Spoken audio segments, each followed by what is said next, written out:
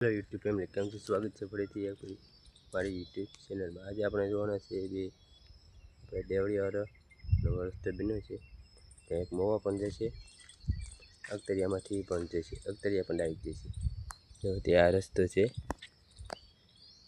તે આપણે દેવળિયાથી મોવા પણ જશે અને ખરેડ કઢાયા પણ જશે। આ રસ્તો છે ને તે આપણે અખતરિયા નીકળવાનો છે, તે હમણાં ન્યૂ બનવાનો છે। જો એનું કામકાજ હજી બાકી છે, એનું કામકાજ બાકી છે, હજી એનું કામકાજ હજી બાકી છે। થોડુંક ઘણું પૂરું થયું છે, હજી રસ્તામાં બહુ પાણી ભરાય છે। જોઈએ તો આ રસ્તો છે, જેમાં ગાડીઓ હારે ખાડા પડી ગયા છે। જો એટલા બધા ખાડા પડી ગયા છે। તો આજુબાજુનું વ્યૂ એક છે, જો આજુબાજુનું વ્યૂ જો ખાડા પડી ગયા છે। હજી તો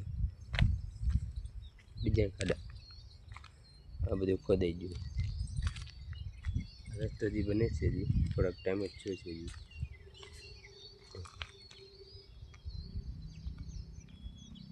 આવી રીતે ખાડા પડી ગયા છે હજી રસ્તામાં।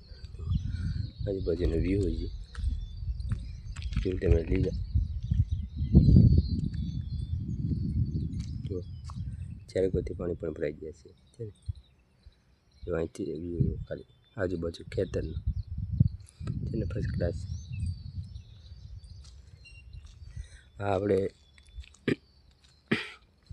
આપણે છે ને રસ્તો ખરેડ પણ જશે, અખતરિયા, દેવળિયા અને મોવા પણ નીકળી જવાય છે। અહીંથી 3-4 રસ્તા પડી જાય છે, 3-4 ગામો પણ જવાય। તો એક આ રસ્તો છે ને, અહીંથી ખરેડ નીકળી જવાય, દેવળિયા પણ નીકળી જવાય।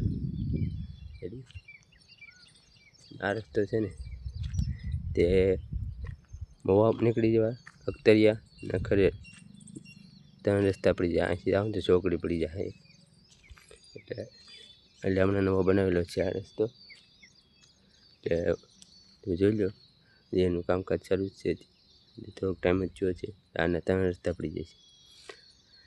આ કાટ અખતરિયાવાળા માટે બનાવેલો છે, આ રસ્તો કાટ અખતરિયાવાળા માટે બનાવેલો છે, કારણ કે તેના મોવા જવામાં અત્યારે તકલીફ પડી જાય છે। એટલે આ શોર્ટકટ રસ્તો અને ખરેડ પણ રસ્તો થાય તેના માટે પણ ચાલશે। એવા રસ્તો પહેલાં આવો રસ્તો છે કંઈક, એ તૈયાર નથી થયો, જે રસ્તો તૈયાર નથી થયો, તે બાકી છે, થોડું કામકાજ જ થયું છે।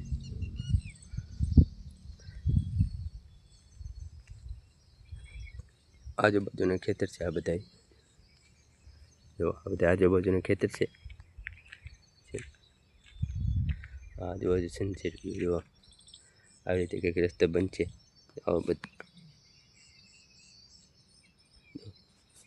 આવી રીતે કંઈક રસ્તો બનશે। જો આ મિત્રો, અને તમે ઓળખતા હોય તો થોડુંક કોમેન્ટ કરી દેજો આ શું છે। હજી પાણી તો હજી ચાલુ જ છે, થોડો ઘણો વરસાદ આવે ને તો પણ લાટ બધું પાણી ભરાઈ જાય છે। જો અને અહીંયા પણ બહુ તકલીફ પડે છે દેવળિયા, જે આપણે આગલી વિડીયોમાં વાત કરી હતી ને તે રસ્તો જ છે। વિડીયો બનાવ્યો હતો આપણે અખતરિયાવાળો આશ્રમવાળો રસ્તો છે। તો આ અહીંયા છે ને બહુ પાણી ભરાઈ જાય, તો હજી ચાલુ જ છે। થોડોક વરસાદ આવે ને તો પણ અહીં લાટ બધું પાણી ભરાઈ જાય, તેનું કારણ ત્યાંથી ત્યાં નિકાલ નથી થતો, એટલા માટે। બહુ વરસાદ હોય એટલે અહીંયા હાલવામાં થોડુંક રિસ્ક લેવું પડે, બહુ વધી જાય પાણી એટલે ગાડી પણ હાલે નહીં। મેન કારણ ક્યાંથી આજુબાજુનું ખેતર, આ આજુબાજુનું ખેતર છે ને તેની બધી દૂર દૂર આ નાળા પાસે આવી જાય। આ નાળું થોડુંક બેસેલું છે અને ખાડા જેવું છે, એટલે બધી દૂર ના આવી જાય, ગાડી બેન્ડ પડી જાય, એટલે થોડીક બેન્ડ પડી જાય અને ખૂટી જાય। એટલે આ બધી આજુબાજુનું ખેતર છે ને, તો તમને વિડીયોમાં બતાવું, આ બધી દૂર છે ને તો એના ચાલુ વરસાદમાં અહીં આવી જાય, તો હજી પાણી વહે જ છે। તો બહુ વરસાદ આવ્યો ને ત્યાંથી બહુ પાણી આવી જાય છે। અહીંયા જેમ બને અહીંયા જ વધારે દૂર થઈ જાય। તમે લઈ જાઓ કેટલા ઓલા થઈ જાય, તો લઈ જાઓ કેટલી અહીં દૂર ઓલી થઈ જાય। આ છે ને બધી ધૂળ ધોવાઈ જાય અને બધી ધૂળ ધોવાય અહીં ભેગી થઈ જાય. હું તમને બતાવી દઉં. ચાલો વિડીયોમાં બના રહેજો. તો છે ને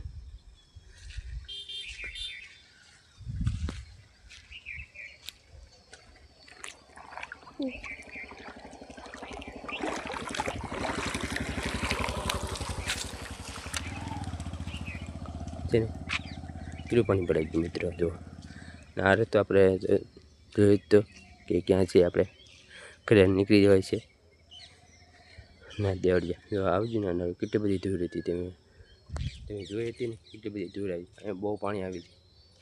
થોડોક વરસાદ પડ્યો ને તો એ પણ લાલ બધું પાણી ભરાઈ જાય.